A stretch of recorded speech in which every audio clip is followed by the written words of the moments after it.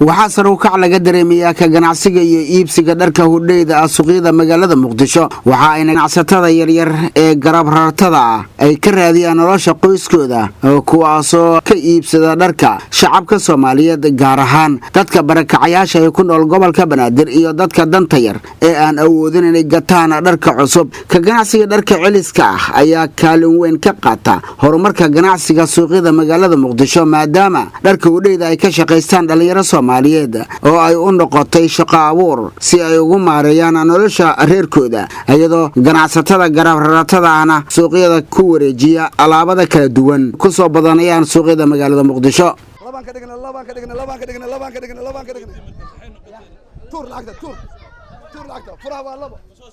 waxaa farqi weyn laga dareemayaa qiimaha la kala iibsado dharka cusub ee suuqyada magaalada Muqdisho iyo dharka hudheeda ah ee lagu iibiyo suuqyada kala duwan ee caasimada magaalada Muqdisho iyadoo qiimaha hadda la kala iibsado dharka hudheeda uu aad u jaban yahay xilligan amal hadda qaali waay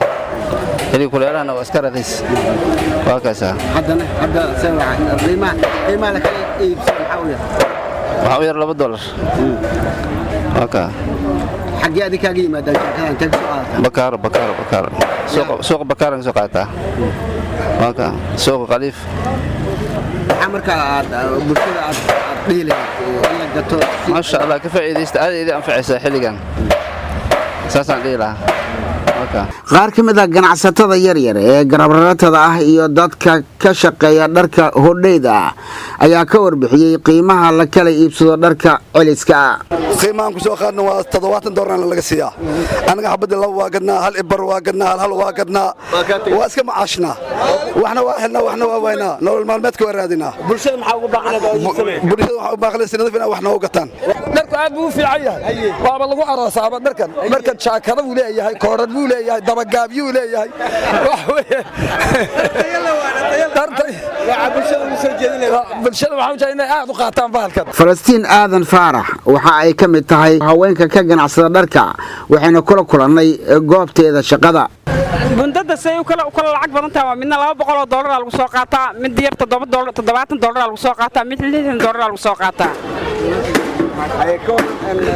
bulshada waxa uu soo jeedin lahayd si ay ugu faa'iideystaan bulshada waxa soo jeedin lahaa hudheeda in yani ay dhar la qaato ay dadka bulshada u badan yihiin ay tahay waxaa magaalada Muqdisho muddooyinkan ku soo badanaya horumarka dhinaca ganacsiga oo ay ka faa'iideysanayaan dhalinyaro Soomaaliyeed oo aad u fara badan oo horay baagamuud ugu ahaa magaalada Muqdisho kuwaasi oo haatan ka shaqeysta ganacsiga dharka garab raratada iyo hudheeda Muuse Cismaan Abtow telefishinka qaranka Soomaaliyeed Muqdisho